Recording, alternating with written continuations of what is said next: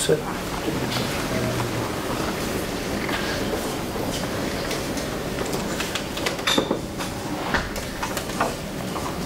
Bonjour, on va donc parler de Docker, un peu de infrastructure as code et de comment tester votre infrastructure avec Docker, d'une façon de faire ça.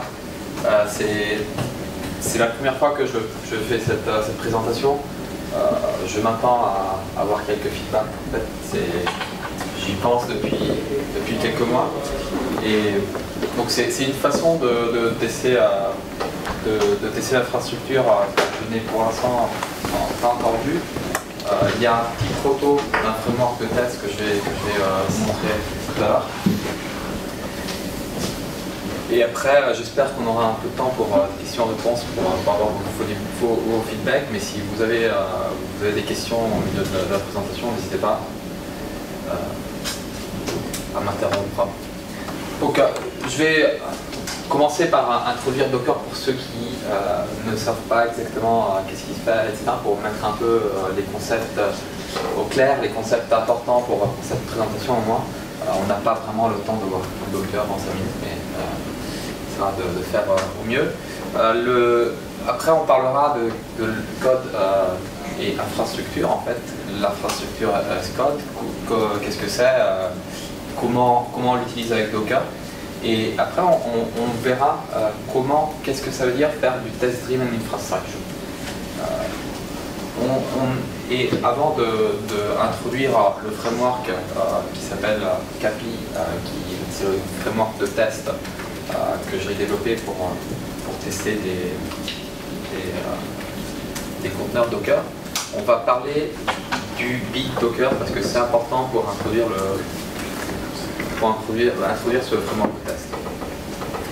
Donc je commence par me présenter. Je m'appelle Mario Loriedo, je suis italien, je suis basé à Paris. Je travaille chez Zenica depuis 4 ans et demi maintenant. Zenica est une société de conseil principalement parisienne, mais qui a d'autres sièges dans d'autres régions françaises. Et je suis le directeur technique de l'agence parisienne. Et ce qui est plus important pour cette présentation, c'est que je suis aussi un trainer certifié Docker. Donc j'anime des formations Docker, officielles qui durent 2 jours et où on voit tous les aspects de Docker. Et je suis aussi auteur de 2 plugins qui s'appellent Doclipser et Sublime Docker, qui permettent d'intégrer Docker dans Eclipse et Sublime Text respectivement. Donc, commençons par présenter Docker très rapidement. Docker, c'est une plateforme de virtualisation. Donc, c'est important, je trouve, les machines virtuelles, c'est quelque chose qui parle à tout le monde, les machines virtuelles traditionnelles. Essayons de voir qu'est-ce que Docker a en commun avec les machines virtuelles et qu'est-ce qu'il n'a pas en commun. En commun, Docker et la technologie des conteneurs permet de packager des applications, donc de mettre votre application avec toutes ses dépendances à l'intérieur d'un conteneur isolé, d'un environnement isolé, et cela facilitera donc, la livraison, le déploiement de votre application, et il y aura aussi surtout une optimisation de vos ressources. Vos petites boîtes dans votre armoire, s'il y a un petit trou, vous pourrez mettre une nouvelle boîte facilement. Donc ça, c'est ce que les conteneurs ont en commun avec les machines virtuelles. Qu'est-ce qu'ils ont de différent? Pourquoi les conteneurs ne sont pas des machines virtuelles traditionnelles? La chose plus évidente, c'est que les conteneurs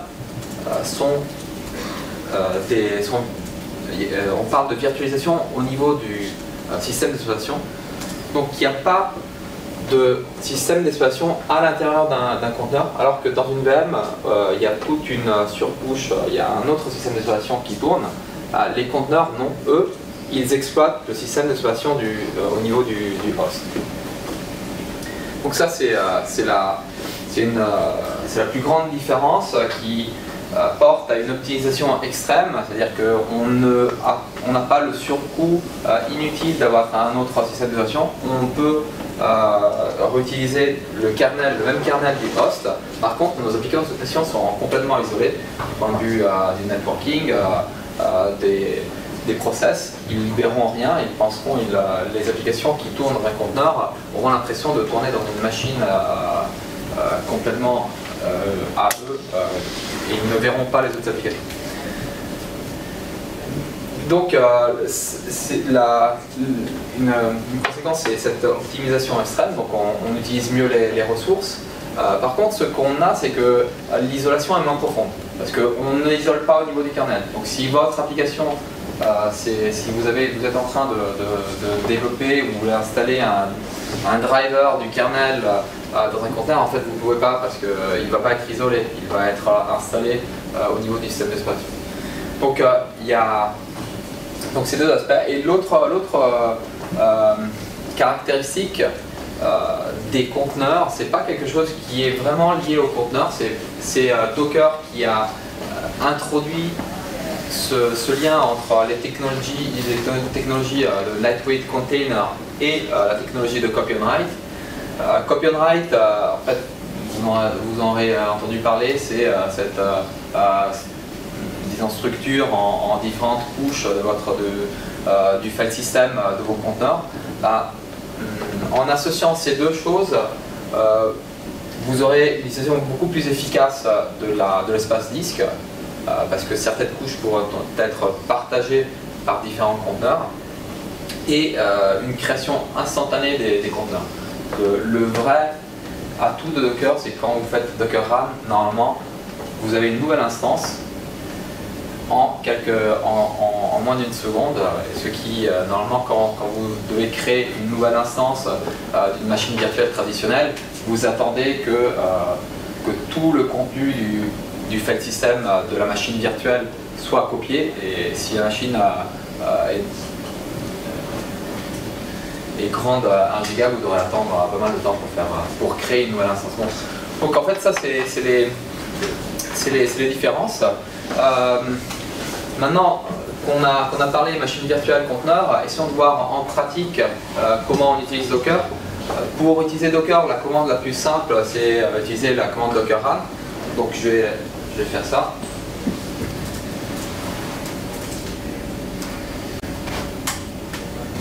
Voilà, donc comme ça, avec cette commande, j'ai créé et lancé un conteneur. On peut le voir, parce qu'en faisant la commande Docker PS, on voit la liste des conteneurs qui sont là. Et de la même façon, en fait, vous avez vu, ça a été assez rapide. De la même façon, je peux en créer 100 en disant ce script-là. Je vais essayer de faire la même chose. J'ai préparé un petit script qui est exactement ça.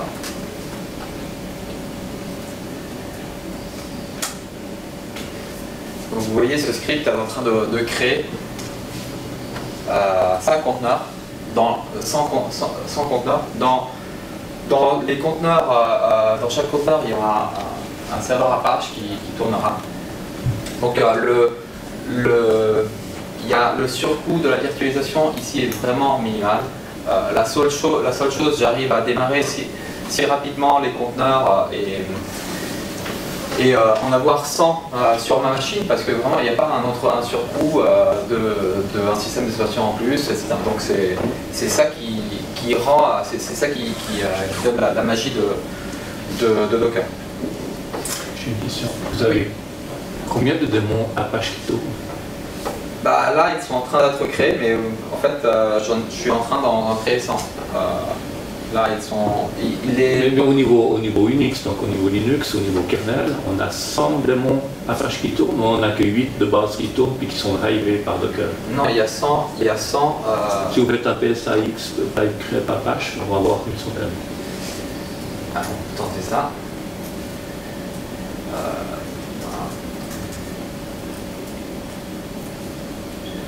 Voilà. Donc ici, vous avez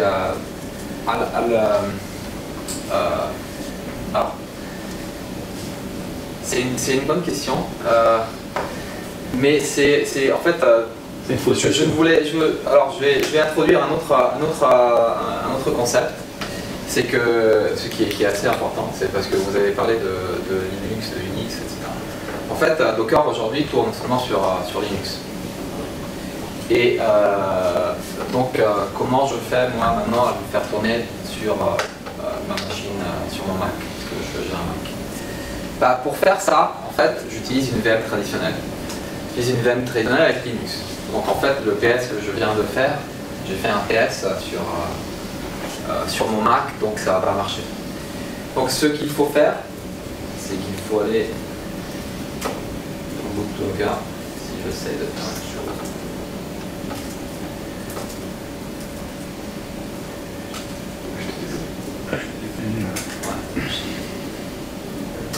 Voilà. Donc effectivement, je suis rentré dans ma virtual machine, et dans la virtual machine, j'ai pu faire ça, et j'ai vu que du point de vue du host, on voit effectivement tous les process. On n'en avait pas parlé, mais c'est une des autres limites d'isolation. En fait, les conteneurs n'isolent pas comme le font les virtual machines traditionnelles, donc on peut voir quand même les process qui sont en train de tourner. Par contre, à l'intérieur d'un conteneur, on ne peut pas voir qu'est-ce qui se passe dedans. Donc c'est isolé à l'intérieur d'un conteneur. L'host, il voit les process comme s'ils étaient des process qui étaient lancés par le host.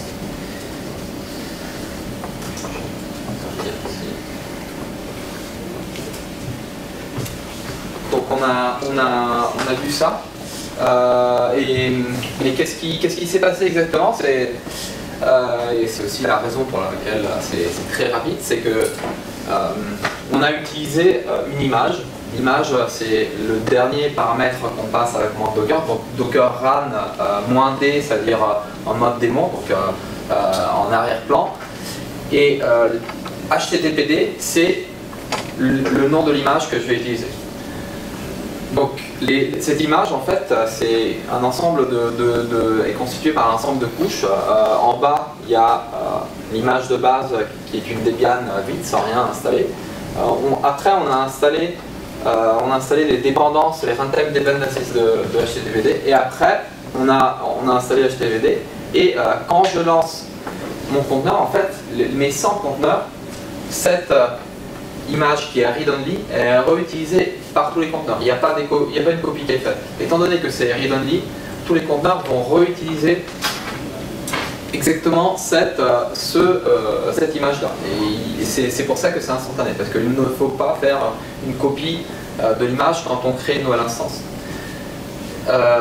Si l'image n'existe pas en local, elle sera récupérée sur le Docker App. Dans ce cas-là, j'avais quand même pris l'image avant pour ne pas devoir la downloader du Docker Hub, mais en fait c'est simple que ça. Et pour comprendre mieux comment sont construites ces images, il y a quelque chose qui s'appelle Dockerfile. C'est, disons, une recette qui permet de définir qu'est-ce qu'il y a à l'intérieur de l'image. Et comme vous voyez, en fait, chaque ligne correspond à une couche. Donc pour construire l'image Apache, là j'ai un peu simplifié le Dockerfile pour construire cette image HTTPD. Vous pouvez la trouver sur GitHub et sur le Docker Hub. Elle est un peu plus longue, etc. Moi j'ai simplifié, mais en gros, vous retrouvez ces deux commandes. Donc vous retrouvez le from Debian, et donc c'est celui qui crée la première couche. Vous trouvez une deuxième commande run apt-get install pour installer les dépendances, et vous trouvez une troisième commande run make et make install qui compile Apache et qui l'installe à l'intérieur de l'image. Donc tout ça pour dire simplement qu'il y a chaque fois qu'il y a un lien direct entre le Dockerfile et ces couches qui constituent les images. C'est comme ça qu'on définit les images, en utilisant les Dockerfiles. Bon. ça c'est cette première introduction sur Docker. Maintenant, allons voir comment Docker est utilisé pour disons, rendre programmable votre infrastructure. Donc c'est assez simple en fait. On a vu que Apache, on peut le définir dans un Dockerfile. On peut définir donc une image qui créera qui nous permettra de créer des conteneurs qui vont exécuter Apache. De la même façon, on peut avoir, et on a en fait, on a à disposition des images pour toutes les briques de notre infrastructure.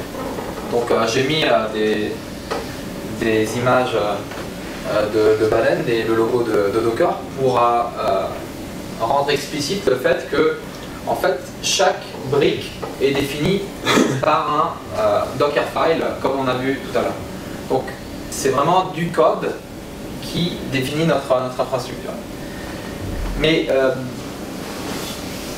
on ne peut pas tout faire avec Docker, c'est-à-dire il y a certaines choses de notre infrastructure, par exemple les relations entre les différents conteneurs qui se trouvent sur des machines différentes, ou le fait de scheduler un conteneur pour qu'il soit exécuté quand un autre conteneur est démarré, etc. Il y a d'autres choses, il y a d'autres outils qui permettent de faire ça. Là, j'ai fait une liste très rapidement d'outils d'une infrastructure moderne, en fait, une infrastructure où on peut spécifier tout avec des fichiers de code source. Et il y a donc les outils de configuration management classiques qu'on connaît bien, Puppet. Et après, j'ai mis aussi tous les outils qui sont développés par Docker Inc.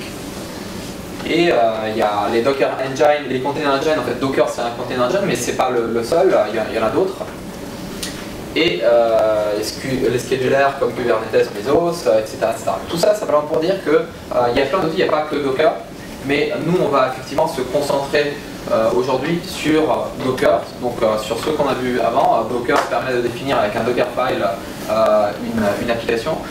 Nous, on va se concentrer sur cette partie-là.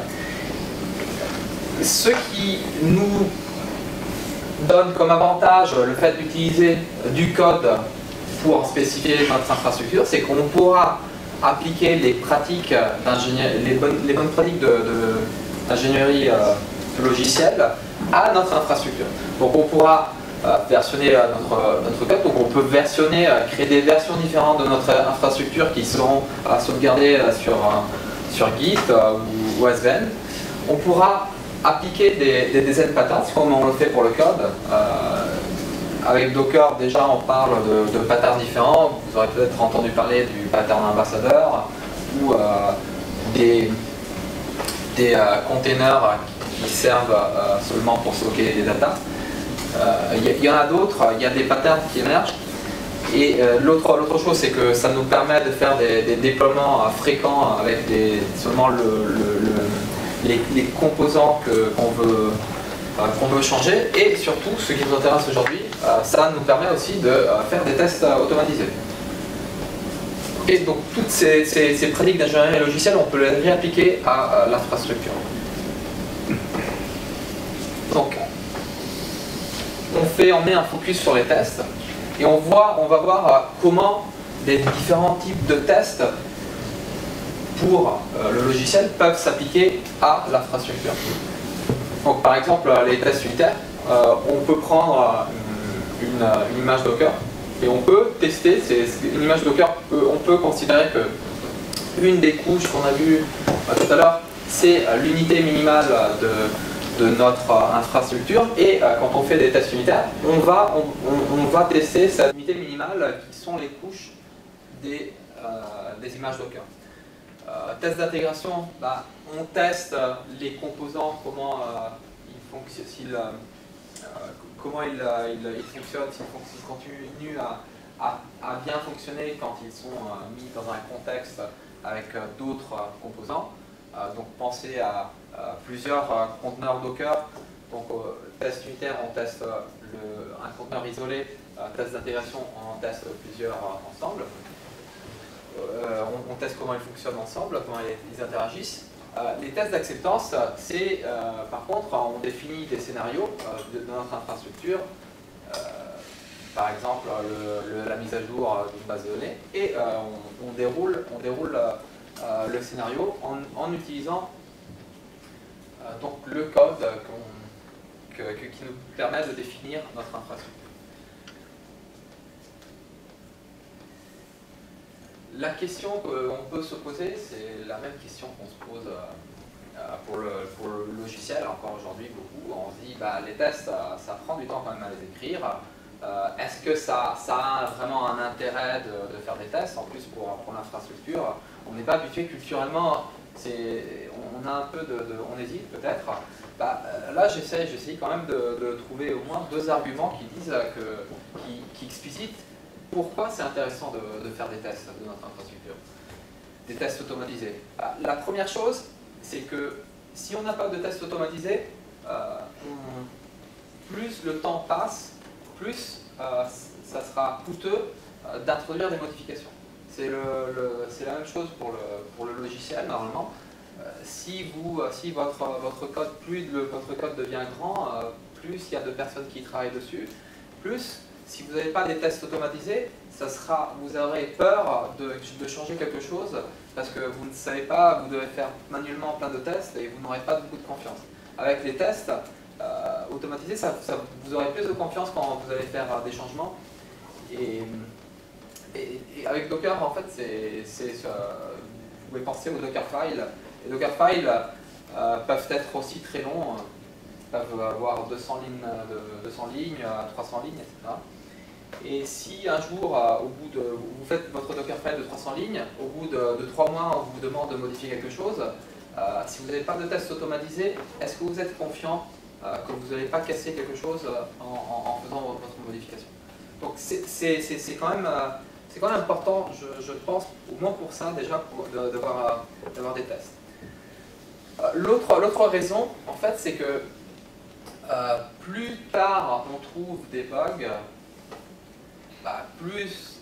plus coûteux ça sera de les fixer. Donc en fait, on veut faire des tests automatisés le plus rapidement possible, donc des tests unitaires surtout, des tests d'intégration pour qu'on ne se rende pas compte des bugs au moment où on déploie en production. Sinon, on devra essayer de faire une analyse pour comprendre d'où vient le bug, comment le corriger, et ça aura un coût beaucoup plus grand. Le fixe aura un coût beaucoup plus grand. Donc en fait, les tests unitaires sont clairement quelque chose qui est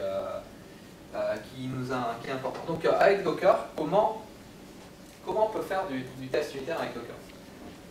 On a vu que notre code c'est from Debian, run apt-get install, run make install. On peut, à chaque instruction qui est là, on peut y rajouter un test. Donc on peut écrire des bouts de tests unitaires. Donc là pour chaque fois j'ai mis un test, mais on pourrait imaginer de faire vraiment d'en faire plus. Et ce qui est important, c'est que on ne peut pas le faire plus finement en fait. Vraiment, si les unités dans Docker sont ces layers qui correspondent aux commandes de notre Dockerfile. Donc, on peut pas aller faire des tests encore plus fins.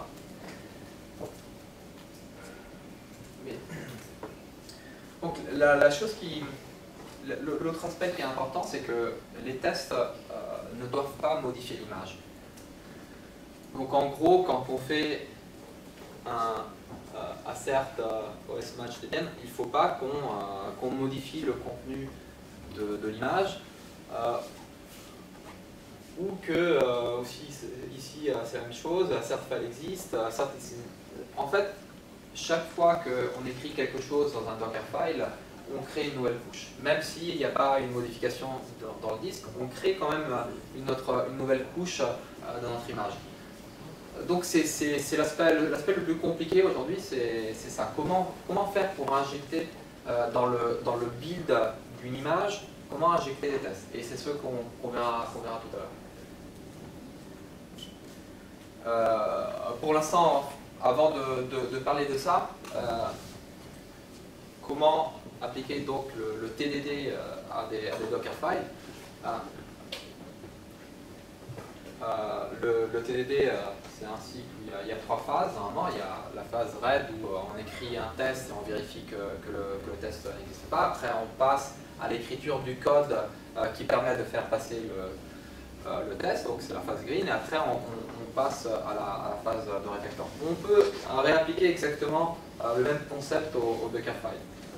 Donc on peut commencer par écrire le test. Après, on écrit l'instruction du Dockerfile et après, quand le test passe, on peut s'occuper de refactorer l'autre en utilisant les patterns, par exemple, que l'on a vu, dont on ne va pas parler, mais qui existent pour l'écriture de Dockerfile. On peut les utiliser pour faire du refactoring quand on a notre test qui passe. Donc, on a dit que l'objectif c'est d'injecter ces tests à l'intérieur du build Docker. Mais pour faire ça, en fait, il faudra comprendre un peu mieux, on va aller un peu plus du détail, comment fonctionne le build d'une image Docker. Donc, on peut le faire, un build d'une image, on peut le faire de 2 façons. En fait, on peut faire en utilisant la commande docker build qui est fournie par Docker, en lui passant un Dockerfile, mais on peut aussi le faire manuellement. Et pour mieux comprendre en fait qu'est-ce qui se passe quand on fait un Docker build, on va voir comment on peut faire un build manuel. Bon, la première chose, c'est que on fait un Docker run. Donc un peu ce qu'on a fait tout à l'heure.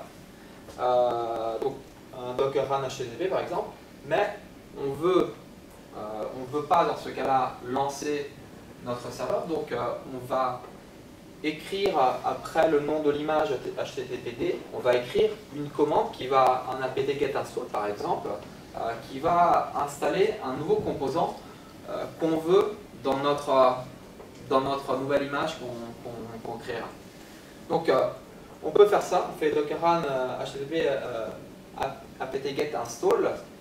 Une fois que la commande apt-get install s'est terminée, le conteneur va s'arrêter, va être dans un état arrêté.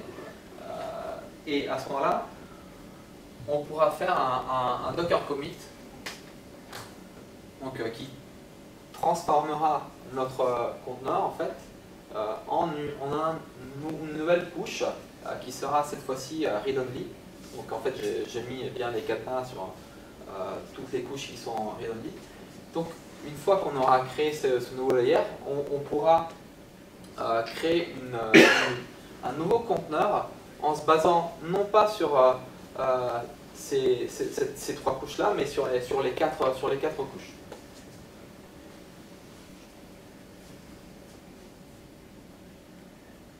La dernière étape, c'est que ce conteneur, c'est un conteneur qu'on a créé temporairement simplement pour créer ce dernier layer. Donc on peut, une fois qu'on a créé le layer, on peut l'éliminer.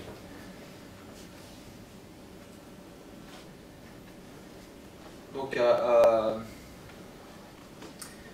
une fois qu'on a fait ça, on a effectivement une nouvelle image avec une dernière couche au-dessus de HTTPD. Et la même chose est faite quand on a un Dockerfile. Donc pour chaque instruction, donc run par exemple, make install, quand on fait un Docker build, en fait derrière, Docker fait un Docker run en exécutant dans le Docker run, en exécutant la commande qui est là, make install par exemple.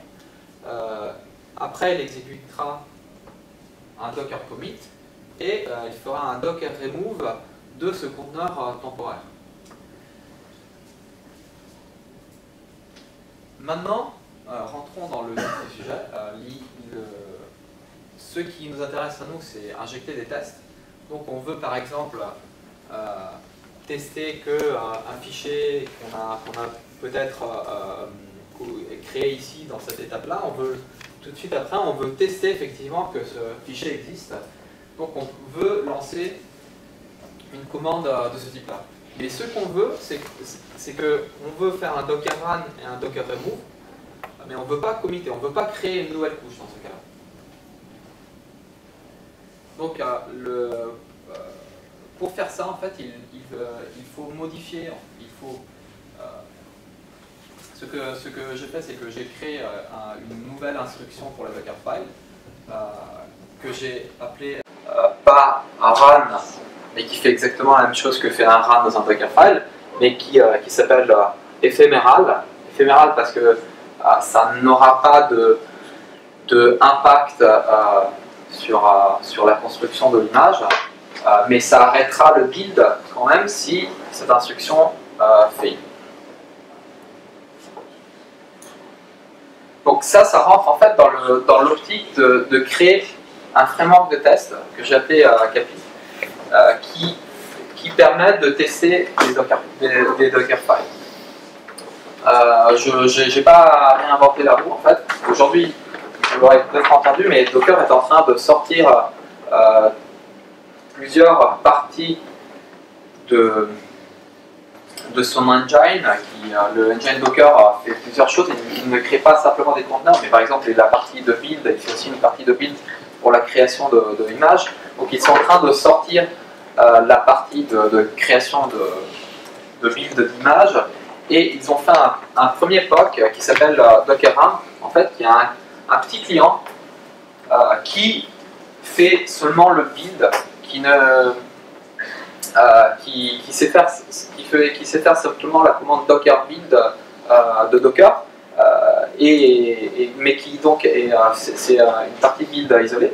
Donc en fait j'ai pris ce projet qui est fait par des personnes chez Docker, et je l'ai forqué, et j'ai rajouté simplement une instruction en plus dans les Dockerfiles que j'ai appelée éphéméral. Une fois qu'on a ce éphéméral, en fait, on pourra après, comme on verra, on pourra construire un framework autour de ça, parce qu'on pourra créer un fichier de test avec l'instruction de type assert, qui seront traduites, chaque assert sera traduit en une instruction éphémérale qui sera injectée dans le Dockerfile. Donc je vais vous faire une petite démo.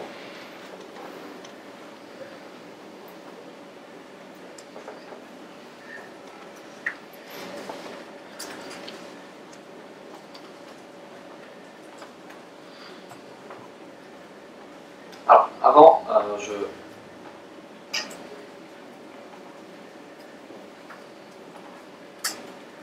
Donc, voilà, ça c'est la commande Capi. Il a plus ou moins les mêmes options que la commande Docker build. Dans ce cas, en fait, il ne faut pas. Le passage de l'emplacement du Dockerfile est optionnel, parce que c'est la seule chose que cette commande fait. Donc s'il trouve un fichier qui s'appelle Dockerfile à l'intérieur dans le path, il va utiliser ce Dockerfile pour créer le build. Sinon on peut le spécifier avec l'option -f. Et en fait, en gros, vous pouvez voir Capi en fait comme un alias de la commande Docker où j'ai patché en fait pour rajouter une nouvelle instruction, l'instruction éphémérale à l'intérieur des Dockerfiles. Donc allons voir notre Dockerfile. Donc pour l'instant, en fait, j'ai commenté certaines lignes, et ça c'est un simple Dockerfile pour l'instant, en laissant tomber les lignes qui sont commentées, où on part d'une image de base Ubuntu, et on a comme commande par défaut bin bash. Donc, essayons de faire un build de ça. avec Docker build, on va utiliser Capi dans ce cas-là. On va l'appeler softshake. Donc c'est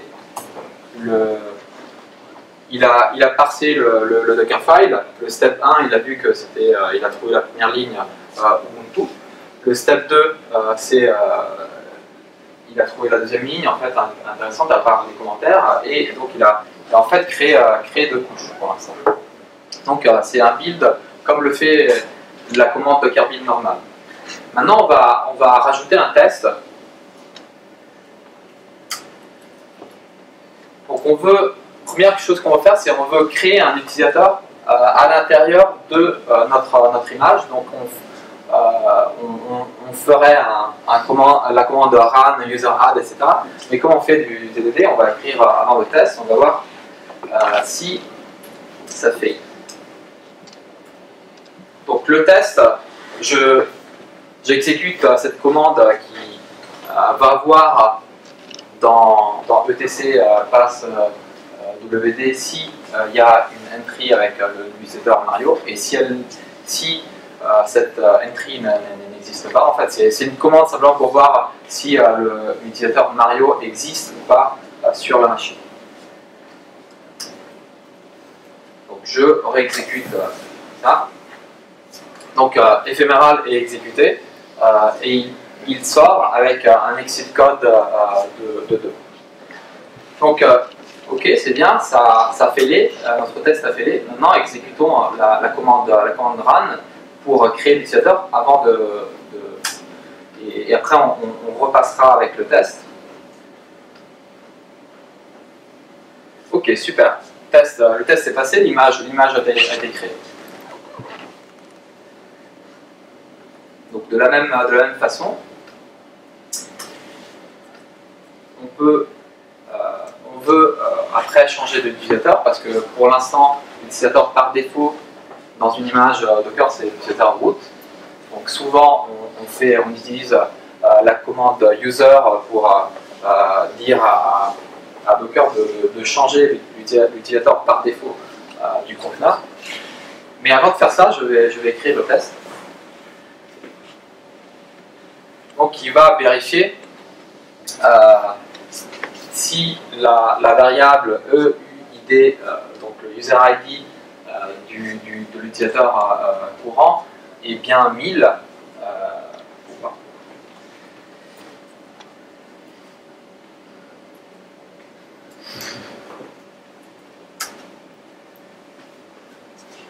Ok, donc le test est bien passé. Et, pardon, le test a failé, évidemment, donc on va rajouter le nom. Ok, j'ai donc écrit, donc voilà, l'image est bien créée. Donc en fait, les 2 tests sont exécutés et les tests passent pour l'instant. Donc en fait, et là on a créé une image qu'on peut exécuter, par exemple. Je vais essayer de faire ça.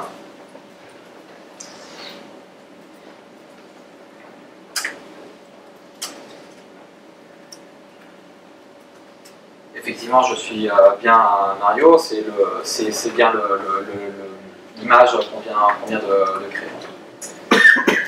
Donc voilà, rapidement, en fait, ça c'est pour l'instant, on est là, on est dans une première étape de ce framework. La roadmap, en fait, c'est de... Donc, première chose, support de l'instruction éphémérale, donc c'est fait. Et après, en fait, c'est le pas successif, c'est de faire un fichier où on sépare donc le code, disons, de production du code de test. On fait un fichier, un capi file, qui aura des instructions de ce type-là, serve-true à serve-true, et qui seront en fait traduites dans des éphémérales qui sont injectées à l'intérieur du Dockerfile et qui donc seront exécutées au moment où on fait le build.